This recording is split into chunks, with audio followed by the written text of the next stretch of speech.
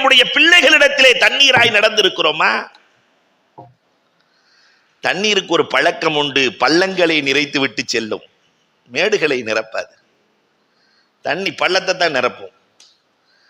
ஆன்மீகம் என்பது சமூக பள்ளங்களை நிரப்புகிற அற்புதமான பாடம். மனசுக்குள்ள நிறைய பள்ளங்கள் விழுந்து கிடக்கும். ஷேகுமார்கள் அந்த பள்ளங்களை நிரப்பும் வேலையைத்தான் செய்வார்கள். நிறைய பள்ளம், ஒரு பக்கெட் கிபுருங்கிற பள்ளம், ஹசதுங்கிற பள்ளம், ஏராளமான பள்ளங்கள். அப்ப மென்மையாக தண்ணீரை போல் அதை நிரப்ப வேண்டும், பள்ளங்களை நிரப்ப வேண்டும், சரி செய்ய வேண்டும் இல்லையா? தண்ணீர் தானே ஒரு பாதையை அமைத்து ஓடுகிறது. நாமும் நமக்கென்று ஒரு பாதையை அமைத்து ஓட வேண்டாமா? நதி போல ஓடிக்கொண்டிரு என்று சொல்லுகிறானே. நதி ஒரு இடத்திலே தேங்கினால் அது குட்டையாகிவிடும், சாக்கடையாகிவிடும். பொதுவாகவே தேக்கம் எதிலையுமே கூடாது. பணம் தேங்கினால் அது பண வீக்கம் இல்லையா? பணம் தேங்கினால் அது வீக்கம், நீர் தேங்கினால் அது தேக்கம், காற்று தேங்கினால் அது துர்வாடை. வாழ்க்கையே தேங்கினால் மரணம். வாழ்க்கை தேங்கி போனால் மரணம். தேக்கம் என்பது எதிலும் கூடாது. அப்ப நதி போல ஓடிக்கொண்டிருக்க வேண்டும். மென்மையாய் குடும்பத்திற்குள்ளே கணவனும் மனைவியும் மென்மையாய் ஓடி இருக்கிறோமா? எங்க பார்த்தாலும் போர்க்களமாகத்தானே இருக்கிறது, சண்டை. தாய்மார்களும் வந்திருக்கிறீர்கள். சில வீட்டுல புருஷன்மார் உள்ளேயே நுழைய பயப்படுறான். உள்ள நுழைஞ்சு 1 மணி நேரத்துல பெரிய சண்டை இல்லையா? நிறைய பேர் பார்க்கறத பார்த்தா நடக்கிற மாதிரியே தெரியுது. வீட்டுக்குள்ள இருக்க முடியல, ஆனால் இருக்க முடியல.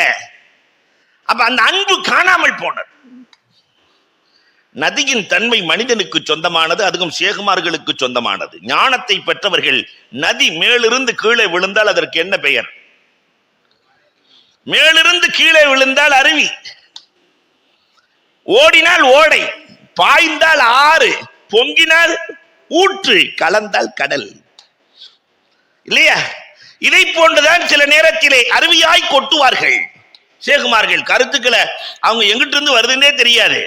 சில நேரத்திலே ஆட்டி படைத்து விடுவார்கள் இல்லையா? ஆட்டி படைத்து விடுவார்கள். ஆறு போல் பாய்வார்கள், பொங்கியும் எழுவார்கள், நம்மோடு கடலாய் கலந்தும் விடுவார்கள். அந்த கலப்பு நடந்தால்தான் ஆன்மீகம் பூர்த்தி அடைகிறது. ஆன்மீக கலப்பு தண்ணீர் போல் கலந்து விட வேண்டும். அப்படி நாம் ஷேகோடு கலந்து, ஷேகு ரசூலோடு கலந்து, இறைவனோடு ரப்போடு கலக்கிற இந்த கலப்பணி தான் இந்த ஆன்மீக பணி. உலகத்தில் வேற எங்குமே இது கிடைக்காது, இந்த கலக்கும் பணி. அல்லாஹு அக்பர். குடும்பத்தில் இப்படி நம்ம கலந்தம்மா ஃபர்ஸ்ட் இல்லையா? ஒருத்தர் மதிச்சு கலந்தம்மா, அதுக்கும் இல்லை.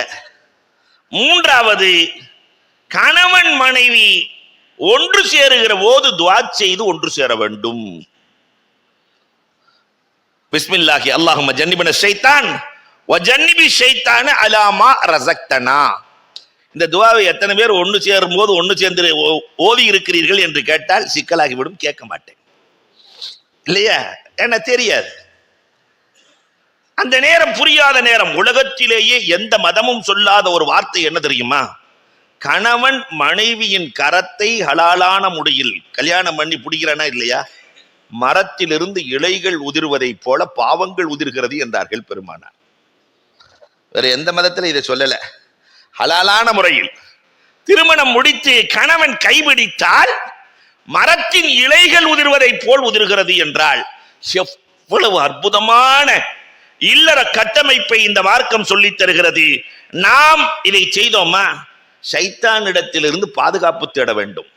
ஹன்னா, யார் அந்த ஹன்னா? மரியம் அலைஹிஸ்ஸலாத்தினுடைய தாயார். பாதுகாப்பு தேடினார்கள்.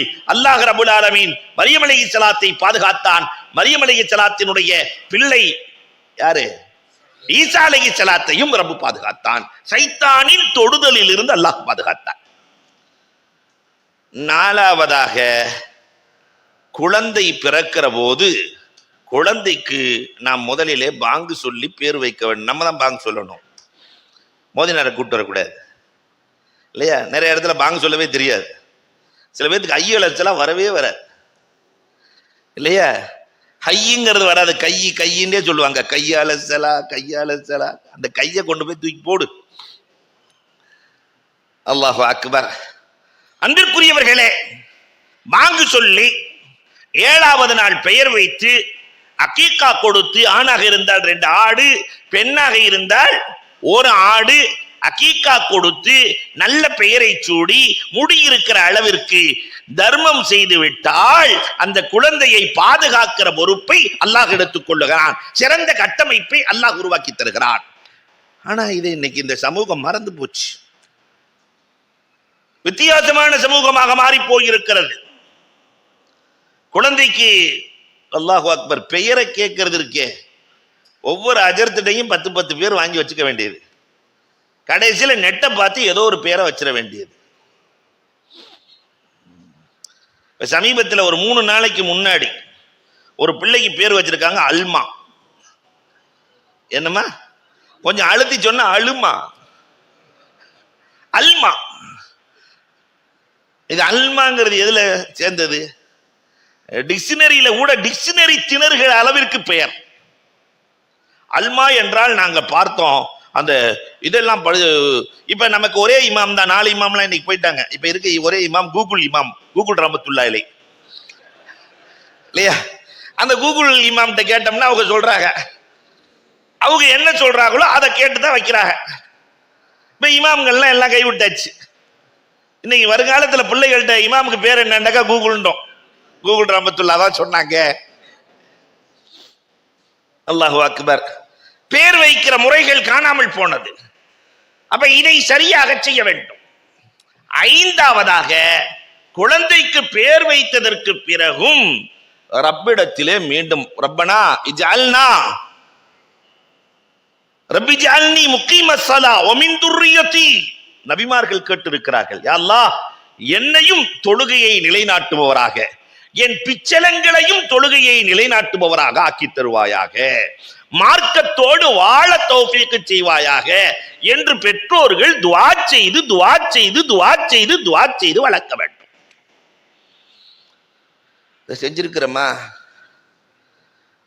அதனாலதான் இன்னைக்கு எப்படி ஆயிடுச்சுன்னு சொன்னா, பிள்ளைகள் இன்றைக்கு பெற்றோர்களை மிஞ்சி போகிற அளவிற்கு, பிள்ளைகள் என்ன சொல்றாங்களோ அதைத்தான் யாரு கேட்கிற அளவுக்கு மாறி போச்சு. பெற்றோர்கள் கேட்கிறார்கள். பெற்றோர் சொல்வதை கேட்ட காலம் நம் காலம். அது மாறி இன்றைக்கு பிள்ளைகள் பேச்சை கேட்கிற காலத்தில் மாறி போனதற்கான காரணம் என்ன? ரப்போடு இணைவதை நாம் கைவிட்டு விட்டோம். அல்லாஹ்வோடு சேருவதை நாம் கைவிட்டு விட்டோம். அவுரங்கசீப் ரஹ்மத்துல்லாஹுடைய வரலாறுல பார்த்தா அதிசயம். சின்ன சின்ன பிள்ளைகள் எல்லாம் ரப்பை விளங்கி வைத்திருந்தார்கள், அல்லாஹ்வோடு இணைந்திருந்தார்கள். 13 வயதிலே ஒரு சிறுவனுக்கு மன்னர் பட்டம் கொடுக்கிறார்கள், சிற்றரசர். ஊரே எதுக்குது, அவுரங்கசீப் போய் இவருக்கு கொடுத்திருக்கிறாரு.